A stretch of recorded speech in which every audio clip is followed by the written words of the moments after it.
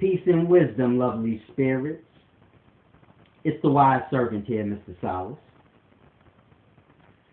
Today I want to do this very interesting video because a lot of my viewers, they email and inbox me and ask me, can I do videos sometime about when I was in the streets, running around lost. And they're like, yo, we see you're wise, but we want to know when you're lost too, so we can balance it out. And that's fair enough. So I guess ever so often I'll do a video telling the story of my past, but I'll make sure it has a good moral value at the end. I don't want to just pull for shoot 'em up, bang bang street stories for no reason. You can go outside and see that. But I guess ever so often I'll do that. And today, that's why I said this is going to be an interesting video. Because today I'm going to pull from my past when I was in the streets, running wild lost.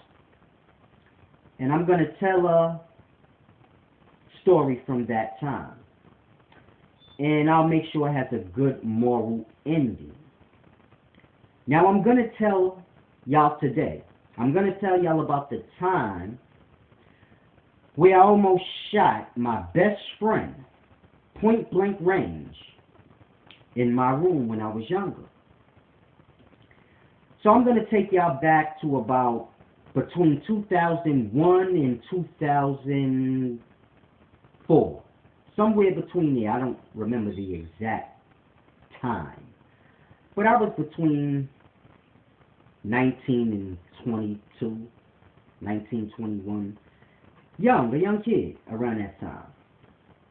Now around this time in my life, I'm selling drugs. I'm selling cocaine out the projects, in a nutshell. And I got workers. I got a whole 24-hour system going. I started young, so I worked my way up like anybody else. But at this point in time, I got my little operation going. Just painting a perspective for you.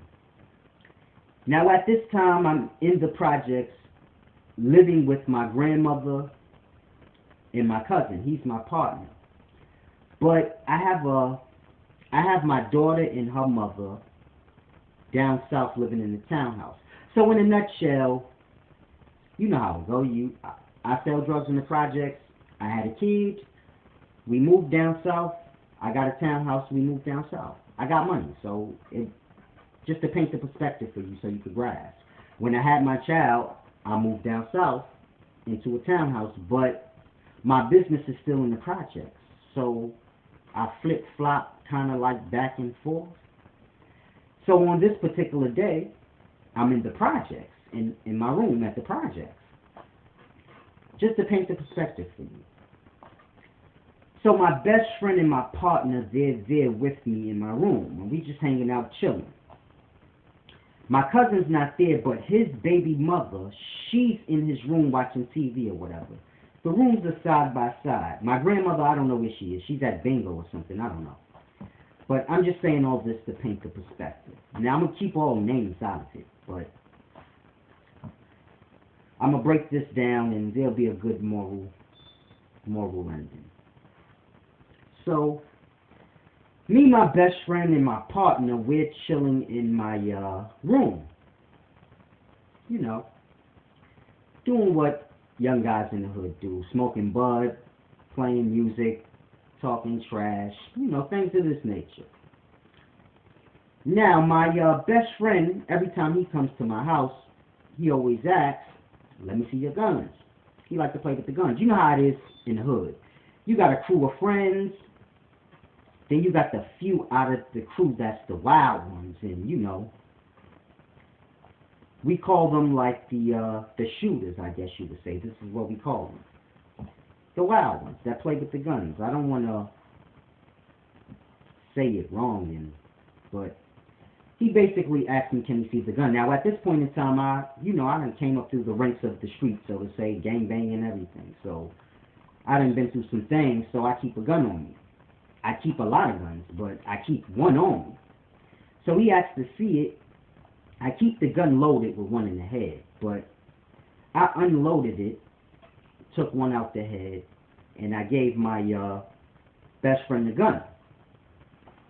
Now this is a normal thing. I don't want you to think this is just normal. He always does this. If I go to his house, same thing. Let me see your Uzi. I say that because he had a nice Uzi one time. I'm like, oh, it was big, dog. I'm like, what you got an Uzi for? But just to paint the perspective, this is regular stuff that, you know, young guys from the ghettos do. So we chilling in my room. He's playing around with the gun. We all shooting a breeze. My partner, he's there. It's us three. And my cousin's baby mother's in the room. Now, after my best friend finished playing with the gun, he gives it back. Now, I'm assuming that he just put the clip in and gave it back. So I'm not assuming that it can be shot. I don't know, he cocked it. But he put the clip in and cocked the gun and gave it back to me. Now, in his defense, that's how I carry it. So I'm assuming he's giving it back to me, like, I'm giving it back to you how you carry it. And he's assuming that I'm going to tuck it back in my waist. I'm thinking that he gave it to me just with the clip in and it's not cocked. So when he gave it to me, I pointed it at him. I'm like, I should shoot you, nigga. Just playing, though. We just playing. But he's like, stop playing, stupid. And I'm just playing, but I don't know that it's one in the head. Now, when I was younger, even now a little bit, but I'm a little more subtle now. But when I was younger, I was real aggressive. A lot of us are, though. But I was aggressive. Like, I'll press up on you and touch you. And even if I'm playing, I was just aggressive. I'll touch your face and dig in your pockets and just wrestle you. Just aggressive. So I got the gun down. I'm trying to paint the perspective so you won't be like, why would you point the gun and you just I'm stupid like that. But this is normal. Not normal, but it just is what it is. So I point the gun at him. I'm like, I should shoot you. He's like, stop pointing the gun at me, stupid. I'm walking towards him. I don't know which one in the head. So when I'm pointing it at him, walking towards him. Now we in a room, so the room ain't but so big. So I'm probably like a foot away from him. And I squeezed. And it went up. Boom! Right in front of him. Pointed at him. Went off and everything. So now he kind of like curls up like that and falls back onto the bed because he's already sitting on the bed and I'm standing over him. Pointed with the gun pointed at him and I squeezed it and it went off and he fell onto the bed curled up. So now I'm calling to him like, yo, I'm going to leave all names out, but I'm calling to him. I'm like, yo. For like 5 seconds straight, 6 seconds. He's not responding. He's just in that curled up position.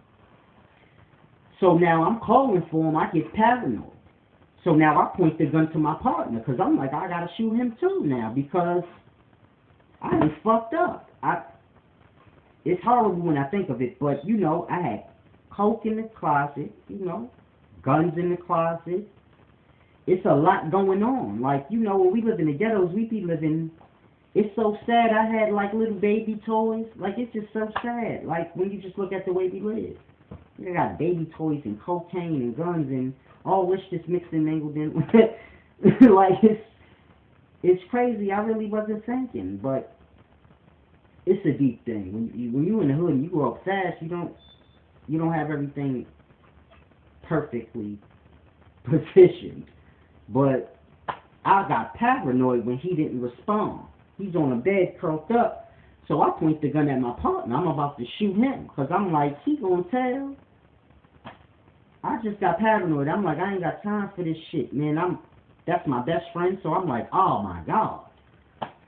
So now I got the gun pointed at my partner. I'm about to light him up. And now my boy's kind of like leaning, getting up. So I'm like, oh, you good? You good? You hit? He's not responding, though. He's just like getting up. So I take the gun off my partner. Now I'm talking to my man, my best friend. I'm like, yo, you good? What's up? Talk. So he's like, yeah, I ain't think I'm hit. He just like, we all confused. Like, so I'm like, I'm trying to check him out. Like, you hit?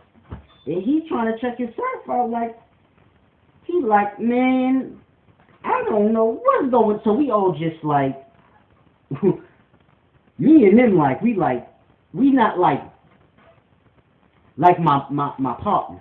He's stone faced, like, cause I just had the gun pointed at him. He looking at me. I just shot in his mind. He just shot. What's her name? Now he got the gun pointed at me. So his face is stone, like. And I'm conversing with my best friend. I'm like, yo, you hit? You good? And he like, I think I'm good. Yo, you stupid. Now I'm getting nervous. Because now I think about my cousin's baby mother. She's in the other room. And she didn't come into the room or nothing like, yo, what y'all doing? So I'm like, oh, man, I think I might have went through the wall and hit her. So now I get paranoid again. I still got the gun in my hand. So now I run in her room. Well, I run in my cousin's room. She in there. I run in there. I'm like, you good? You straight? Now she's sitting on the bed when I run in. When I run in and we get eye contact, she's like looking at me. It's funny when I think back, but it wasn't funny that day, and this is just sad. But she's sitting on the bed looking at me like shaking, like, and I'm like, you good? She like, yeah. Now she's looking at me like this nigga's crazy. She thinks I'm crazy, but not in that sense, like I'll do something to her, but she just know I'm wild, so she like, crazy things can happen in this nigga's presence. Like, he running here with the gun in his hand. I just heard he shot somebody. I know he did.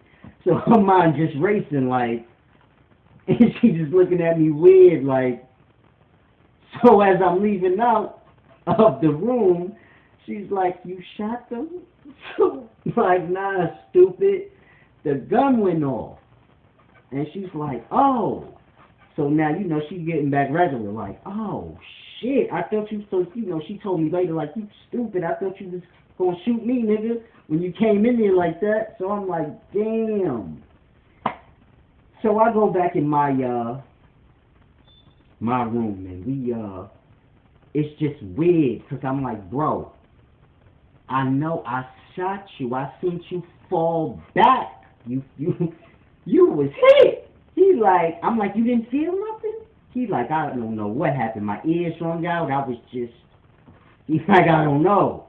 And I'm asking my other partner, he's still like stoned a little bit, like, in his mind, I know he a little upset.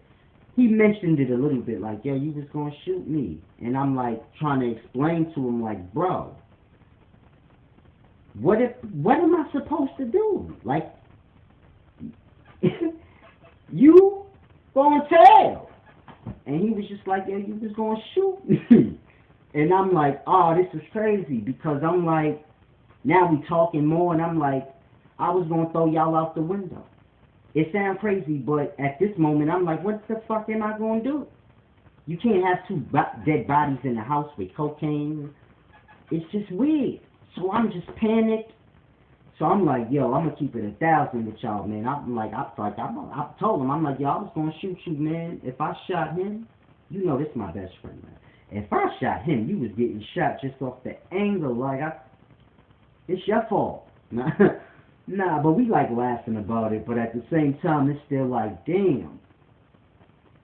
Playing around with the gun in a life could have been taken. And it's a deep thing, because a lot of kids in today's times do this. Play with the guns and make a mistake and kills a friend. Or somebody, it could have went through the wall and hit a kid. Like, this is how these things happen. Guns are only for if you're about to defend yourself. Like, if you have a gun in the house, it should be just for if someone's breaking in your house. This should be the only time you go get it and put your hand on it. Other than that, you should not touch guns. It's a deep thing. When I was younger, like 14, 15, I was running around blooding up. And I used to be over in St. Nick Projects. And one of the young cats out there, man, he was younger than me. They was in the crib. I wasn't there that particular day, but they was in the crib playing, and he made a mistake and shot himself in the head. liquor involved, you know. A lot of y'all out there, 18, 19, 20, y'all got little brothers and stuff, and y'all know how it go, man. The youngsters don't necessarily be old enough to drink and smoke, but they still indulge. And they be playing around with guns and things like this, and terrible things can happen, man. If I would have shot my best friend, I wouldn't be able to live with myself now. Like, I was panicking then. I don't want you to think in your mind like, oh, he crazy, y'all. He tough, y'all. That was my best friend. So the bond set ain't had nothing to do with tough. Like when I pointed the gun at my partner, I was just in panic mode at that moment, and I was like, damn, nigga, how you do that? Like, it's hard for people to understand. You have to be in that perspective. But if you almost shoot someone you love and you think you did by mistake, you be like, oh my God, what the fuck? How did I do that? So my mind's just racing. And I just pointed it at my partner. I was going to shoot him, but I wasn't necessarily in the right state of mind. I wasn't thinking, like, and it's a deep thing I want y'all to grasp, because the morality. I had no morality. If you look at that whole situation, the story I just told you, if you look at that whole situation in a nutshell, the underlying point is this. I was willing to kill my partner because I made a mistake. I made a mistake and killed my best friend, let's say. I didn't, but I thought I did. So I was going to shoot my partner. Grasp how deep that is. There's no morality. I had none. Like, there was no thought like, oh, I took a life. And the last thing I need to do is take another one to cover the tracks of that. My morality was, well, shit. If I shot my best friend, then everybody needs to get shot. Because I ain't going down for this shit. It was a mistake. This was the literal mentality. My literal thoughts at that moment. In my mind, it was a mistake. I ain't mean to do that. So he got to go because you here. I ain't tell you to be like, that's how my mind works. This is things I said at that time. In that situation. You shouldn't have been here. What the fuck? Nigga, you know how I live? Like, this is how I thought. Like, I would tell them that. Y'all know how I live? What the fuck? Nigga get mad and turn it on them. Like, it's your fault, motherfucker. I almost shot you. You know how I am? Like, these things happen. And it's a deep thing when I reflect back. I had no morality. I was willing to argue and fight them to say, nah, that ain't my fault. Fuck y'all niggas. Why you gave me the gun back? Loaded. You know how I am, nigga. I'm looking at my other partner like, nigga, what the fuck? Nigga, I shot him, so. Why you here? You came here. You know how I live. And I just was completely lost in my perspective of thinking. Now, when I think back on that now, I'm like, oh my God, that would have been horrible.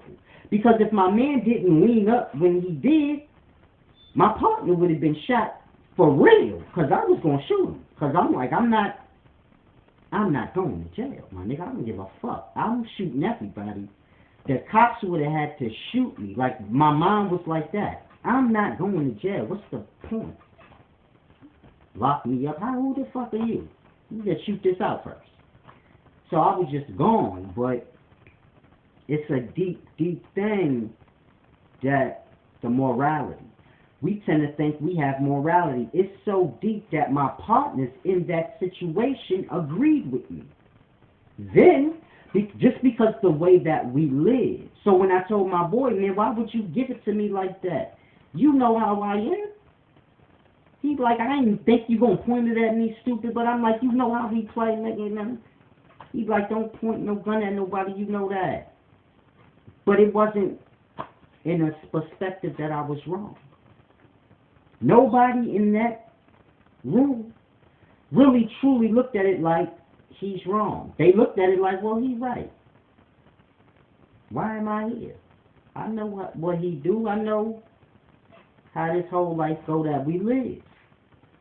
So this is everybody's perspective. So it wasn't nothing that I got slack over or nothing. It was just normal. It tell you an hour later that it never happened in our mind. We forgot all about it. But the morality, I want y'all to see the morality. There was no morality. And this is what I mean by y'all have to begin to reflect on yourself. Things that y'all did in the past. And see where your morality was. Because when I look at that situation, and I remove myself and I say, okay, just looking at that situation, as an outsider, I would say I had no morality. I was a complete loser, mentally. Like, just lost in that whole life. Like, I sell my dope. I get shot, stabbed. So I don't want you to get the perspective like it's like a superhero life, or no. I get shot. You know, you bust your gun get bust back at. So it's just, it be what it be. But, you know, you go through your days and you make the best of it, you know. And you just get your money in. It's a deep thing, man. We get our money, but the life the same. Because even the poor niggas around us, it's the same life. I had money, but I'm there. So you grasp that. I got a townhouse in Georgia where I could be living a certain kind of life. Yet I'm in the projects making mistakes, shooting people. Grasp how deep that is. I got a kid and her mother down south depending on me. Because you got to grasp, I'm young. I'm like 20 years old, 21. So that means my daughter like 1, her mother like 19, so I'm everything at that moment. Now, grasp how deep that is if I would have went to jail for life for making a mistake shooting my boy. What about my kid? Her mother. It's a deep thing. None of that was on the mind. I'm sitting there. You know how you have a baby and you know how you move, but when I moved down south, it's still the stuff that I left in the room of my child. Now you got these things there. I got cocaine there. Plates, razors, pots, residue all in it. And all this just mixed and mingled in together. No thoughts, no separation, no. I wake up to this, get up, give my workout, collect my bread. I see this. I know it's yayo and baby shit all mingled in together in the room. Yet it never dawns on me, man, you got a kid and stuff? Like, what are you doing? It's a deep thing. Never popped in my mind. Only thing popped in my mind, I got to get this money. Because I got a kid, nigga. You see how that works? I got to get this money because I got a kid, but not, I got to stay alive and make it through this life because I got a kid. I'm really ready to die for that shit. I'm out there ready to die. It's a deep thing. I used to really wake up like, I'll blow anybody head off. I don't care. That was the mentality. A lot of y'all walk around like that. Y'all relate. Y'all like, yeah, that's how I be right now. It's a deep thing, man. You got to think. I could be in a worse predicament than I am now, but the life is good. So, lucky for me. But it's a deep thing. I could be in a bad place. I don't want you to think like I got through the streets unscathed, anything like that. I got holes in my body and stuff like that, and a lot of things happen. But it don't matter to me. I take it. Shit. The things I did, I take that. Thank you. If me and the life is even, then thank you. I take off. Getting shot, stabbed a bunch of times, I take all of that. Thank you very much. The lesson was learned. Straight real. I don't get mad and be like, when I wake up, because my body still be hurting, I'm going to show y'all. Yeah, I was going to show y'all this. This is like a little bulletproof back vest thing that I got to wear. Because when I wake up, my lower back, my legs, you know, from being shot and stabbed, and sometimes I get really bad chest pains because I got stabbed in the heart. So it's just deep. I don't want y'all youngsters out there or anybody, you know, to think like it's not a movie. Life is not a movie, and we put ourselves in bad situations because sometimes we be feeling like, yo, that's the only outlet. And it's a deep thing. Sometimes you gotta just thug it through the bad times, or you will find yourself lost into a whole bad existence. Like, we try to avoid the bad times and wind up falling into a whole bad existence. It takes over our conscience and our morality. Next thing you know, you think the bad existence is good. I thought I was doing a good thing when I was younger. I was putting all my people on, letting them sell cocaine so they can have money and do things that they wanted to do. If any of my peoples had any problems, they could come get guns from me. No problem. I'll go with you too. So, in my mind, I'm doing right. I'm doing what I'm supposed to do. And it's just deep because there's no morality there. If somebody come to you for guns and you're not having a talk with them first and trying to talk them out of throwing their life away, you're not a good friend. So in my mind, I was a great friend. Man, I see y'all motherfuckers got beef. I comes out with the same, and I pop for you, nigga. How can you deny me, blood? I'm like, what the fuck? But I grasp. It's a deep thing. But in the hood, this is good. In the hood, I'm a good friend. If I got beef, I could go see the big homie. He gonna hit me off with the hammers, and he gonna come. And if I need some money, he gonna let me sell dope. But ain't nothing good about none of that. Because you get the hammer, you shoot somebody, you go to jail. You sell a dope, you wind up in jail. So the big homie's not really helping you. I'm not really was helping them like I thought. So it's a deep thing, like a real deep thing. I never gave up my morality or nothing like that. Like, I had morality when I was in the streets, but just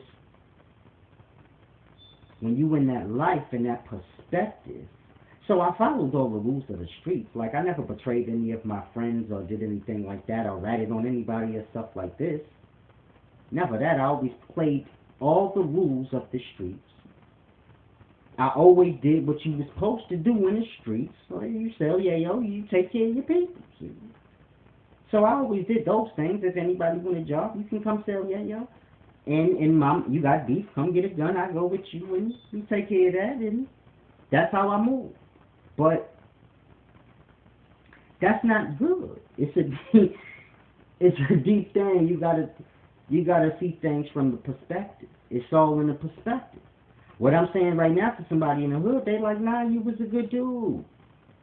Shit, that sounds about right to me. But it's a deep thing because if you got the power to do that, you got the power to do something greater. I ain't have to give people guns and drugs. I could have gave them ideas. Because I was always smart. I was like, man, I'm going to be smart selling this cocaine. The whole purpose of being smart, I was too smart for my age. And that is a problem in itself. Having too much wisdom for your age. I had a lot of wisdom before it could settle. So I went through a lot of things as a child, as a young person. Many things. Probably more than a 40-year-old man. But the 40-year-old man got a time to let what he's went through settle. So you grasp? I'm going through things, and then I just got all this experience bundled up, but no time for settling and sorting through. So I was too wise for my own good.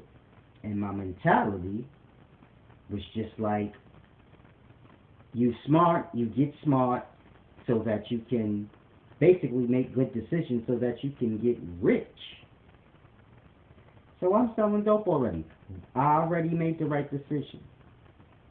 I use my smarts to get rich faster. So this is how I was thinking in the past. I gave up a record deal. I was dealing with rough riders. They was telling me to come to the studio. Every day, he would tell me who was going to be there and everything. Cassidy going to be here today. Swiss Beats going to be here today. Come through. I want you to sit there, boom. You got to just make yourself available. I'm selling cocaine. I'm like, fuck that. I'm telling him, just call me when y'all going to give me some money. And we could record some music. And then I could do that stuff, like the rapping stuff.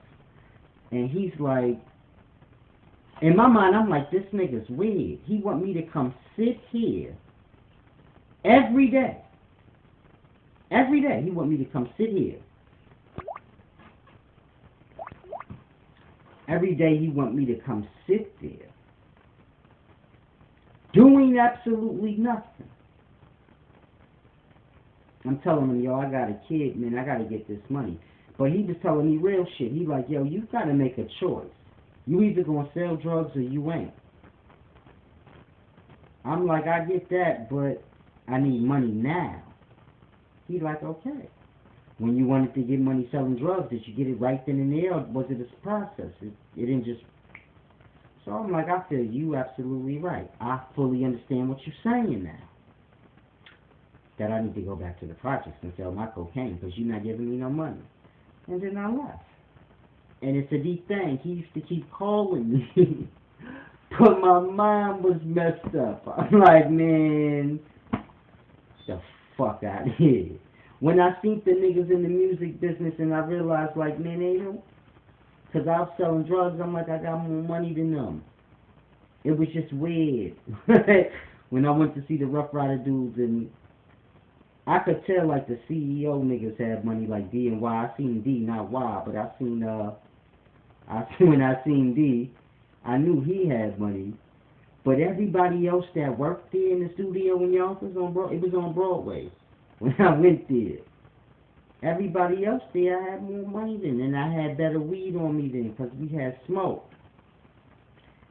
And I was just like, man, this is weird. What am I doing here? I thought you'd be a rapper and be rich. I was like, hold on. I'm going to do this and get less. It was just a deep thing, man. Perspective is everything. Morality is everything, man. We got to have morals in this life.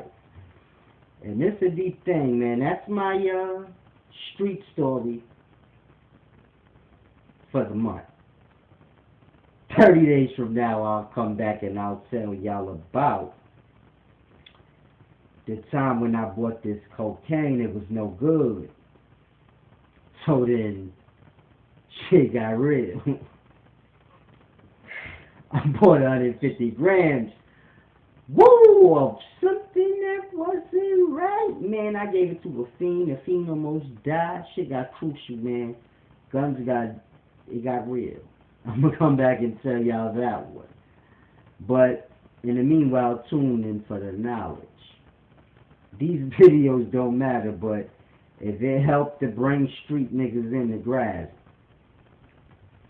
let it serve its purpose. It's the wise servant, Mr. Solace. Peace and wisdom.